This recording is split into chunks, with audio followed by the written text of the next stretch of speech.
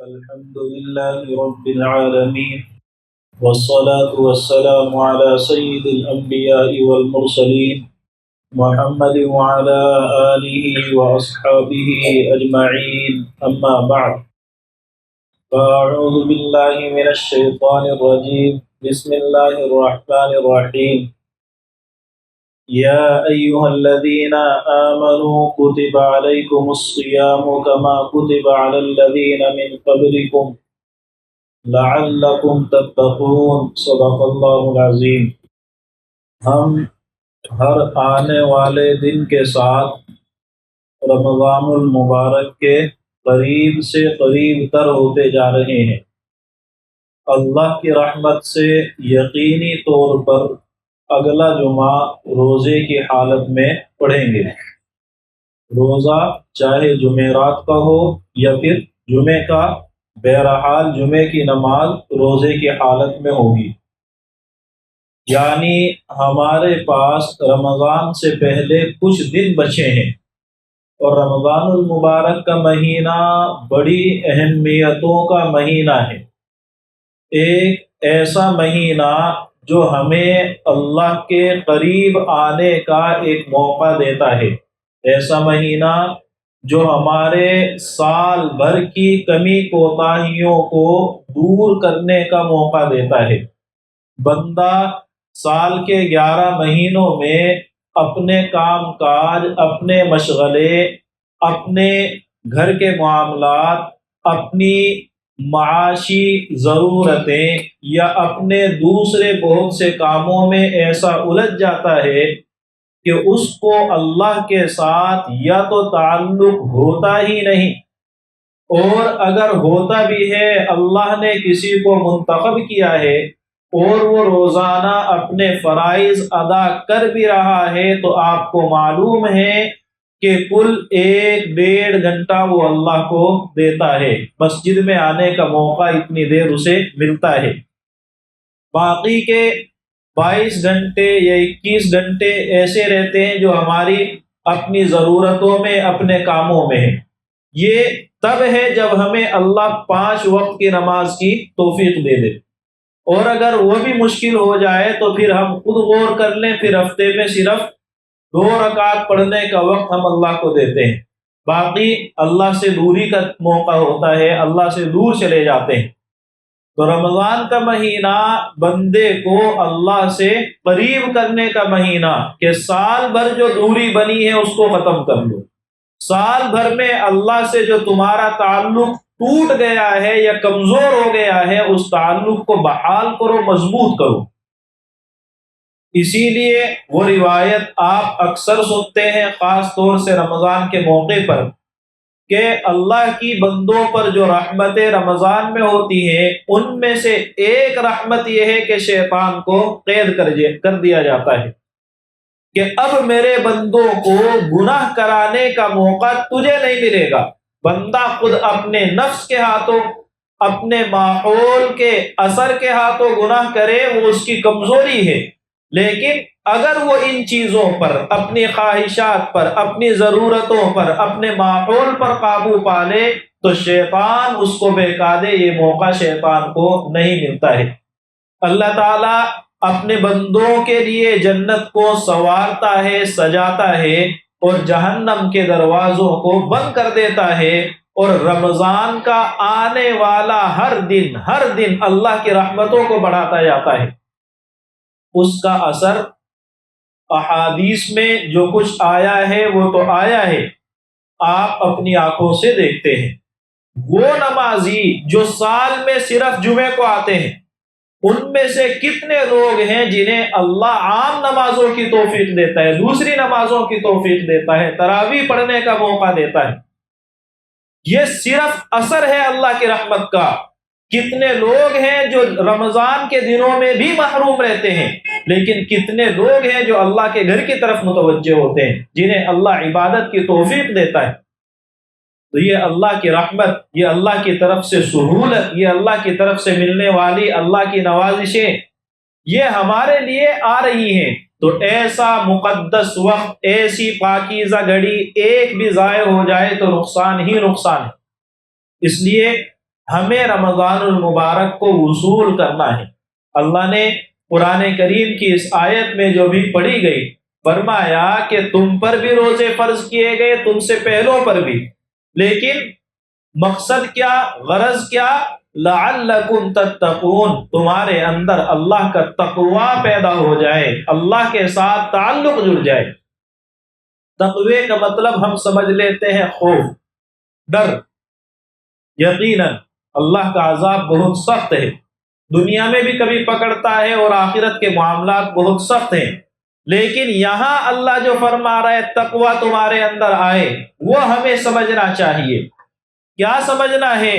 ہم اور آپ روزہ رکھتے ہیں، روزہ رکھتے ہیں، ایسا عمل کرتے ہیں جس سے اللہ سب سے زیادہ محبت کرتا ہے۔ اللہ ہر عمل کو جو اس کے لیے کیا جائے قبول کرتا ہے، ہر عمل پر اللہ جزا دیتا ہے، بدلہ دیتا ہے۔ لیکن جب معاملہ روزے کا آتا ہے تو اللہ فرماتا ہے الصوم لی وانا اجزی بہ، میں بدلہ روزے کا خود دوں گا۔ دوسرے اعمال کا بھی تو بدلہ اللہ دیتا ہے۔ پھر یہاں دینے کا مطلب میں نے تو نماز بھی اللہ کے لیے پڑھی تھی، پھر اللہ کہتے ہیں روزہ میرے لیے، تو نماز کس کے لیے؟ نماز بھی اللہ کے لیے ہے، روزہ بھی اللہ کے لیے ہے۔ فرق یہ ہے کہ روزے میں جس درجے کا اخلاص پایا جاتا ہے وہ نماز میں نہیں۔ نماز میں شبہ ہوتا ہے، خیالات آتے ہیں، فلاں مجھے دیکھ رہا ہے نماز پڑھ رہا ہے، لوگوں کو پتہ ہے کہ میں نمازی ہوں، یہ کہیں نہ کہیں وسوسے آتے ہیں، اور کہیں نہ کہیں لوگوں کی تعریف مل جاتی ہے، بھئی 5 وقت کا نمازی۔ زکوٰۃ آپ دیتے ہیں، فلاں اتنا دیالو ہے، اتنا خرچ کرتا ہے۔ حج کرنے کے لیے آپ جاتے ہیں یا عمرہ کرنے کے لیے جاتے ہیں تو خواہش بھی رکھتے ہیں، اور لوگ آپ کے لیے یہ کرتے بھی ہیں کہ آپ کو حاجی کہنا شروع کر دیتے ہیں، حالانکہ آپ نے عمرہ کیا ہے۔ یعنی وہاں بھی شہرت آ گئی، اور کہیں نہ کہیں عمل کرنے والے کے دل میں بھی کچھ اثرات آتے ہیں۔ لیکن روزہ ایک ایسا عمل کہ آپ اور میں روزے سے ہیں یا نہیں پاس والے کو پتہ نہیں ہے۔ بسا اوقات روزے کی وجہ سے چہرہ مرجھایا ہوا ہے، لیکن یہ تو تکلیف سے بھی ہو سکتا ہے، بیماری کی وجہ سے بھی ہو سکتا ہے، گھر میں جھگڑا ہوا ہو اس وجہ سے بھی ہو سکتا ہے۔ تو یقینی طور پر کوئی نہیں کہہ سکتا کہ یہ روزے سے ہے۔ آپ حشاش بشاش خوش ہیں، چہرہ کھلا ہوا ہے، اس کا یہ مطلب بھی نہیں ہے کہ آپ روزے سے نہیں۔ روزے کی پہچان آدمی کو دیکھ کر کے نہیں ہوگی، اور روزے کی عبادت ایسی نہیں کہ آپ لوگوں کے لیے کریں گے۔ روزہ آپ کو گرمی کے موسم میں رکھنا پڑے، شدت کی پیاس ہو، بھوک لگ رہی ہو، کھانا آپ کے پاس میں موجود ہے اور فریج کے پاس میں آپ کھڑے ہوئے ہیں، ایک ہاتھ کی دوری پر سارا سامان رکھا ہوا ہے۔ اب ذہن میں خیال آتا ہے کہ میں نے اگر یہ کھایا تو اللہ مجھے دیکھ رہا ہے، وہ مجھ سے ناراض ہو جائے گا، میں اس کا فرض چھوڑ دوں گا، وہ سزا دے گا۔ یہ اصل میں تقویٰ ہے۔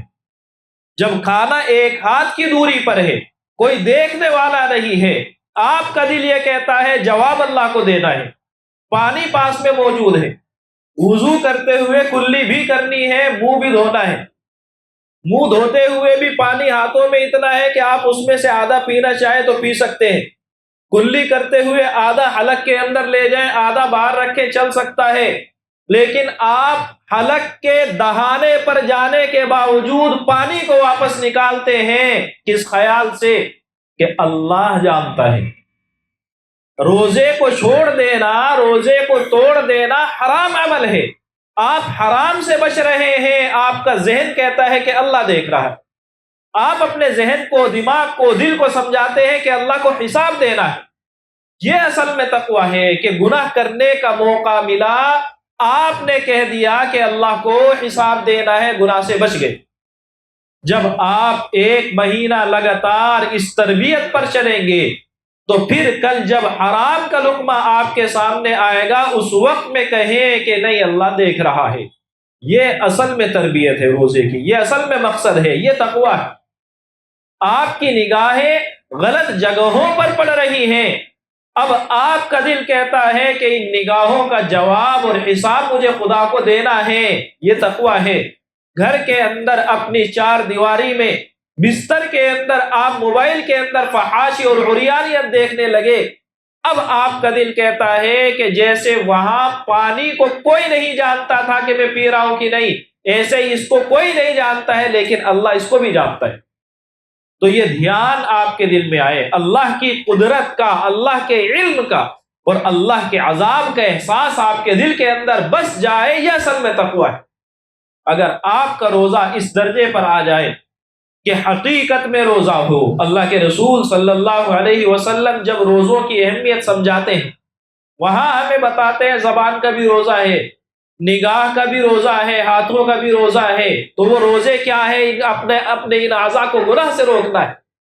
جب نگاہ غلط جگہوں پر پڑ رہی ہے تو اپنی آنکھوں کو سمجھاؤ کہ میرا روزہ خراب نہیں ہونا ہے۔ جب آپ کسی کی غیبت کرنے بیٹھے، کسی کی چغلی کرنے بیٹھے، کسی کو گالی دینے کا دل چاہا، اب کہیں کہ میں روزے سے ہوں۔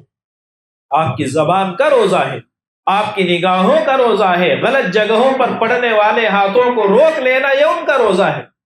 جب بندہ صحیح معنی میں روزہ رکھے گا، صحیح معنی میں اپنے آپ کو اللہ کے قریب کرے گا، اب یہ روزہ ہے جو اس کو اللہ کے راستے پر لائے گا۔ یہ روزہ ہے جو سال بھر کے گناہوں کا کفارہ بنتا ہے۔ آپ کو معلوم ہے کہ ایک رمضان سے لے کر دوسرے رمضان تک جتنے گناہ بندہ کرتا ہے، اگر وہ رمضان صحیح معنی میں گزار لے، وہ گناہ فرض کے چھوڑنے والے نہیں ہونے چاہیے۔ وہ گناہ اگر ہیں تو ایک رمضان اور دوسرے رمضان کے درمیان آنے والے یہ گناہ اللہ رمضان کی برکت سے معاف کر دیتا ہے۔ تو ہمارا رمضان اس درجے پر ہے کہ نہیں؟ ہم اللہ کے سامنے پیش کر سکتے ہیں کہ میں نے یہ رمضان گزارا ہے۔ اگر دل کہے کہ پیش کرنے کے لائق ہے تو آپ یقیناً خوش قسمت، اور اگر اس لائق نہیں ہے تو اپنے رمضان کو سنوارنے کی ضرورت ہے۔ ایک جمعہ دوسرے جمعہ تک کے گناہوں کا کفارہ بن جاتا ہے اگر صحیح معنی میں اس کو ادا کیا جائے۔ اسی طریقے سے ایک نماز اور دوسری نماز کے درمیان جو گناہ ہے وہ نمازوں کی برکت سے معاف ہوتے ہیں۔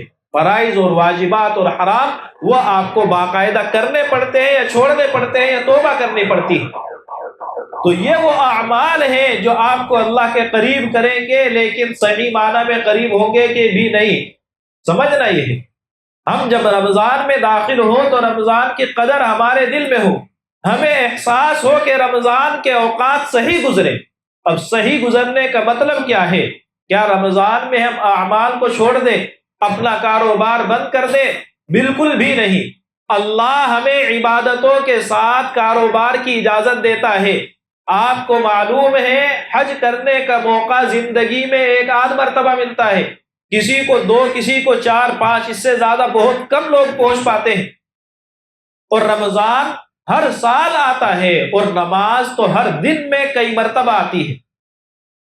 تو حج کے موقع پر اللہ فرماتا ہے لیس علیکم جناح ان تبتغوا فضلا من ربکم۔ حج کرنے کے لیے جا رہے ہو، عرفہ کے میدان میں ہو، مینا میں ہو، مکہ شہر کے اندر موجود ہو، جہاں بھی ہو، اپنے ساتھ کچھ کاروبار کا سامان تم نے لے لیا ہے کہ یہاں سستا ہے وہاں اچھے دام پر بکے گا، مقصد حج کرنا ہے، ساتھ میں خرچہ نکل جائے گا۔ جیسے آپ اپنے بچے کو بہترین ایجوکیشن دلانے کے لیے کسی جگہ بھیجیں، بچہ گیا ایجوکیشن کے لیے ہے لیکن ساتھ میں جاب بھی کرتا ہے تاکہ یہاں کا خرچہ نکل جائے، تو وہاں جاب مقصد نہیں ہے، مقصد تعلیم ہے، لیکن ساتھ میں یہ چیز حاصل ہو جائے۔ آپ حج کے سفر پر ہیں، مقصد حج کرنا ہے، ساتھ میں کاروبار بھی ہو جائے، اللہ کہتا ہے تم پر کوئی گناہ نہیں۔ اللہ کا یہ فضل ہے جو تم اپنے سفر میں لے کر کے جا رہے ہو، اللہ کا فضل ہے، اس کی رحمت ہے۔ تو رمضان میں اللہ میں کیسے منع کرے گا؟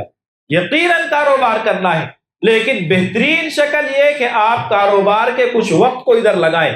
اتنا نہیں کر سکتے تو بچا ہوا وقت پورا لگائیں۔ کدھر لگائیں؟ اللہ کے گھر میں، اللہ کی عبادتوں میں۔ اللہ نے ہمیں، آپ غور کریں، پورے سال پورے دن میں ہم کتنا وقت دیتے ہیں؟ ابھی ذکر کیا 1 سے 1.5 گھنٹہ، اور ہماری تراویح میں کتنا وقت لگتا ہے؟ 1 سے 1.5 گھنٹہ، یعنی جتنا روزانہ کا وقت سال بھر میں تھا اللہ نے ایکسٹرا ہم سے لیا ہے، اضافی لیا ہے، اور پورے دن روزہ رکھنے کا حکم دیا ہے۔ کیوں دیا ہے؟ تاکہ تمہاری عبادت بڑھے۔ اس کے اندر کوالٹی یقیناً میٹر کرتی ہے، لیکن عبادت کی کثرت بھی مطلوب ہے کہ آپ کی عبادتیں زیادہ ہو، آپ کے ذکر زیادہ ہو، آپ کی تلاوتیں زیادہ ہو۔ اللہ کے رسول صلی اللہ علیہ وسلم کا معمول رہا، حضرت جبرائیل علیہ السلام ہر سال اللہ کے رسول کی خدمت میں آتے ہیں، آپ جبرائیل کو قرآن سناتے ہیں، جبرائیل علیہ السلام اللہ کے رسول کو قرآن سناتے ہیں، صحابہ کو جو قرآن یاد ہے وہ ایک دوسرے کو قرآن سناتے ہیں، یعنی رمضان المبارک کو ایک خاص مناسبت قرآن کریم سے ہے، تو ہم اور آپ اپنا وقت لگائیں گے کہ ہمارے کچھ وقت تلاوت میں گزرے۔ تلاوت صحیح نہیں آتی ہے تو اس قرآن کریم کو پڑھنے کی کوشش کریں گے جو اللہ کا کلام ہے، جو اللہ نے ہمیں دیا۔ اس قرآن کریم کی تلاوت ہمارے اوپر فرض ہے نماز میں، اس قرآن کریم کی تلاوت ہمارے اوپر حق ہے عام اوقات میں۔ اگر ہم وہ حق ادا نہیں کر رہے، قرآن ہم سے حساب لے گا، قیامت کے دن ہمارے خلاف حجت بنے گا۔ اللہ کے رسول صلی اللہ علیہ وسلم فرماتے ہیں قیامت کے دن بندے کے لیے دو سفارشی ہوں گے، اللہ کے سامنے سفارش کریں گے، اور اتنی سفارش کریں گے، اتنی سفارش کریں گے حتی یشفعان، اللہ ان کی سفارش سنے گا۔ ایسا کوئی آدمی ایسے طاقتور بادشاہ کے سامنے ضد کرنے لگ جائے، بہت مشکل ہے کہ وہاں پر کوئی ملے۔ جہاں انبیاء کے مسائل مشکل ہو جائیں، جہاں اولیاء مشکل میں گر جائیں، عام مسلمانوں کے پوچھنے کیا، وہاں اگر ہمارے اور آپ کے لیے کوئی مضبوط سفارشی مل جائے تو کیا کہنے۔ دو سفارشی ہیں، اللہ سے سفارش کرتے رہیں گے یہاں تک کہ اللہ ان کی سفارش سنے گا۔ ایک سفارشی روزہ ہے، وہ کہے گا کہ اے اللہ میں نے اس کو دن بھر کھانے نہیں دیا تھا، صبح صادق سے شروع ہوا تھا، زبان اس کی بند، کچھ نہیں کھا رہا ہے، کچھ نہیں پی رہا ہے، وہ جائز خواہشات جن کو پورا کرنا تو نے اس کے لیے حلال کیا تھا ان سے رک گیا تھا، اور اے اللہ غروب تک، سورج کے ڈوب جانے تک اس نے کچھ نہ کھایا نہ پیا نہ اپنی خواہشات پوری کی، اے اللہ تیرے لیے اس نے یہ کیا تھا، اے اللہ میں اس کے حق میں سفارشی ہوں تو سفارش کو قبول فرما۔ اللہ اس کی سفارش کو قبول کرے گا۔ اسی طرح قرآن کریم دوسرا سفارشی ہوگا، اے اللہ یہ بندہ میری وجہ سے، مجھے تلاوت کرتے رہنے کی وجہ سے رات بھر جاگتا تھا، مجھے پڑھتا رہتا تھا، اے اللہ میں نے اس کی راتوں کی نیندوں کو خراب کیا ہے، تو اسے جہنم میں ڈال دے، مجھے خوشی نہیں ہے، اس کو تو معاف فرما، مغفرت فرما۔ قرآن سفارش کرے گا، اللہ کا کلام سفارش کرے گا، آپ کا چہیتا، آپ کا لاڈلا بیٹا، آپ کی بیٹی، آپ کی ماں، آپ کی بہن کسی کے حق میں آپ کے سامنے سفارش کرے اور ضد پر آ جائے، آپ آخر میں گھٹنے ٹیک دیتے ہیں، جو تو نے کہا ہے وہ میں کر دوں گا۔ اللہ کو گھٹنے ٹیکنے کی ضرورت نہیں ہے، اللہ خوش ہوگا کہ اس نے میرے کلام کا وہ حق ادا کیا ہے کہ میرا کلام اس کے حق میں سفارشی، اور اللہ خوش ہو کر کے آپ کے مسائل کو حل کر دے گا۔ تو بندے کے لیے دو قیمتی چیز، ایک رمضان کے دن، رمضان کے مہینے میں روزے، اور دوسرے قرآن کریم، یہ دونوں وہ نعمتیں جو قیامت کے دن کی سفارش کی گارنٹی لیتی ہوں، اور جن کی سفارش اللہ قبول کرے، اللہ کے رسول ضمانت دیتے ہوں، تو یقیناً ہمارے لیے محرومی ہے کہ ہم ان چیزوں سے محروم ہو جائیں۔ رمضان المبارک میں اللہ تعالیٰ کی رحمتیں اس کثرت سے برستی ہیں۔ اللہ کے رسول صلی اللہ علیہ وسلم کی روایت آپ نے سنی ہو، بہت بار سنی ہوگی، آپ ممبر پر تشریف لے جاتے ہوئے فرماتے ہیں آمین، دوسری مرتبہ پھر آمین فرمایا، تیسری مرتبہ پھر آمین فرمایا۔ صحابہ نے عرض کیا یا رسول اللہ بات تو کچھ ہوئی نہیں، آپ آمین کس لیے کہہ رہے ہیں؟ آپ نے فرمایا جبرائیل علیہ السلام میرے پاس آئے تھے، اور آ کر کے انہوں نے 3 دعائیں کی ہیں، ان 3 دعاؤں میں ایک یہ کہ جس شخص کے سامنے اللہ کے رسول کا تذکرہ ہو اور وہ اللہ کے رسول پر درود نہ بھیجے صلی اللہ علیہ وسلم، اس کی زبان پر نہ آئے، تو پھر یہ الفاظ یا کوئی دوسرا لفظ درود کا اگر نہیں آ رہا ہے تو اس پر اللہ کی لعنت ہو۔ اللہ کے رسول کے احسانات اس قدر ہیں کہ ہم پورے نہیں کر سکتے، تو میں نے کہا آمین۔ اسی طرح کوئی شخص اپنے والدین میں سے کسی ایک کو یا دونوں کو بڑھاپے کی حالت میں پائے اور ان کی اتنی خدمت نہ کرے کہ وہ جنت میں جانے کا ذریعہ بن جائے، اس پر بھی اللہ کی لعنت ہے۔ میں نے اس پر کہا تھا کہ آمین۔ اسی طرح وہ شخص جو رمضان کا مہینہ پائے اور مہینہ گزرنے کے وقت اس کی مغفرت نہ ہو، اس پر بھی اللہ کی لعنت ہے۔ اللہ کے رسول فرماتے ہیں آمین۔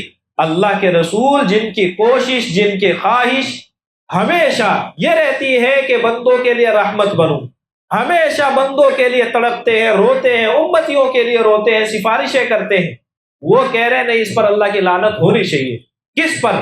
جس پر رمضان کا مہینہ گزرا ہو اور رحمت اللہ کی اس کے لیے نہ آئی ہو، اللہ کی طرف سے بخشش کا پروانہ نہ ملا ہو، اس کا مطلب یہ بندہ اس کا حقدار ہے۔ اس کا مطلب یہ بھی ہے کہ رمضان میں مغفرت ہو جانی چاہیے، ہمارا رمضان ایسا گزرنا چاہیے، ہمیں جو کام عید کے لیے کرتے ہیں ان کی پلاننگ ابھی کرنی چاہیے۔ رمضان کا مہینہ تجارتوں کا مہینہ نہیں ہے، عبادتوں کا مہینہ ہے۔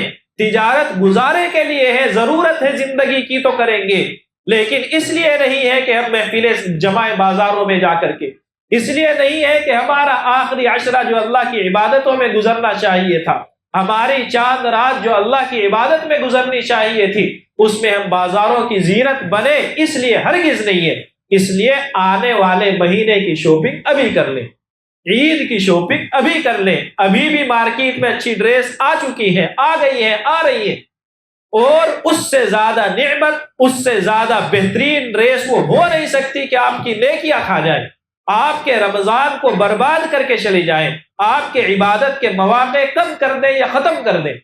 اس لیے رمضان کی تیاریوں میں ایک چیز کہ آپ اپنے جو آخرت کے مشاغل ہیں ان پر توجہ دیں، جو دنیاوی مشاغل ہیں جو آپ کے لیے رکاوٹ بنیں گے ان کو کم کریں، ابھی ختم کرنے کی کوشش کریں۔ ایک تیاری یہ کہ اپنا وقت رمضان میں زیادہ سے زیادہ اللہ کے لیے گزارنا ہے، یہ طے بھی سے کریں۔ ایک تیاری یہ کہ روزے رکھنے ہیں۔ افسوس کے ساتھ یہ جملہ کہنا پڑ رہا ہے، ہم اس دور میں آ چکے ہیں جس دور کے اندر روزہ رکھنا ایک کام بن گیا ہے۔ آپ اپنی تاریخ پڑھیں، اپنے آباء و اجداد کو دیکھیں، وہ لوگ چاہے جو ہو جائے روزہ نہیں چھوڑتے ہیں، اور ہمارے لیے جمعے کا روزہ تو ماشاءاللہ میں رکھ لیتا ہوں، میں کسی جمعے کا روزہ نہیں چھوڑتا ہوں، میں آخری جمعے کا روزہ ضرور رکھتا ہوں، جبکہ روزے 29 یا 30 ہے، تو یہ چیز فخر کی نہیں شرم کی بات ہے۔ حضرت عمر رضی اللہ عنہ ایک شخص کو دیکھتے ہیں، مدینے کی گلیوں میں چلا جا رہا ہے، نشے کے اثر اس پر ظاہر ہو رہے ہیں، نشے میں ہے ایسا لگ رہا ہے۔ حضرت عمر کوڑا ہاتھ میں رکھتے ہیں اور اس کو لگاتے ہیں اور یہ کہتے ہیں ہمارے بچے روزہ رکھ رہے ہیں اور تجھے نشہ چھوڑنے کی نہیں پڑ رہی، کوڑے لگا رہے ہیں، یعنی اس کے لائق ہے کہ اس کی پٹائی ہو اور امیر المؤمنین اس کام کو انجام دے، اور پھر اللہ اس کا کیا حشر کرے گا۔ ایک گناہ ہے آپ کے اور اللہ کے درمیان، اور وہی گناہ ہے، بدترین گناہ ہے اگر اس کو آپ سوسائٹی کے ماحول کو خراب کرنے تک لے کے جائیں۔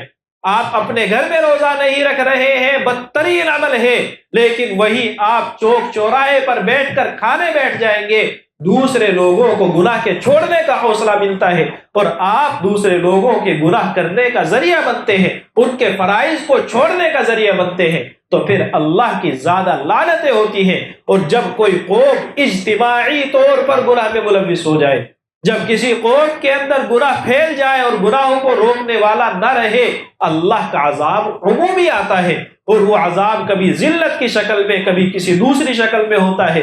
تو ہم جن مسائل، جن مشکلات سے گھرے ہوئے ہیں، ان میں کہیں نہ کہیں اس چیز کو دخل ہے کہ ہمارے معاشرے میں گناہ عمومی ہے، وہ گناہ ہے جس کو میں اور آپ سب جانتے ہیں کہ یہ آدمی یہ گناہ کر رہا ہے، اور ہم اس کی اصلاح کی کوشش نہیں کرتے ہیں۔ تو ہم کوشش کریں کہ ہمارا یہ آنے والا رمضان اللہ کی خوشنودی کا ذریعہ بنے، اس کی لعنتوں کا اور اس کی طرف سے دھتکارے جانے کا ذریعہ نہ بنے۔ ہم اللہ کو، اس کے رسول کو خوش کرنے والے بنے، اس کے ناراضگی کا سامان اپنے لیے نہ بنائیں۔ اللہ تعالی ہم سب کو سمجھنے کی، عمل کرنے کی توفیق عطا فرمائے۔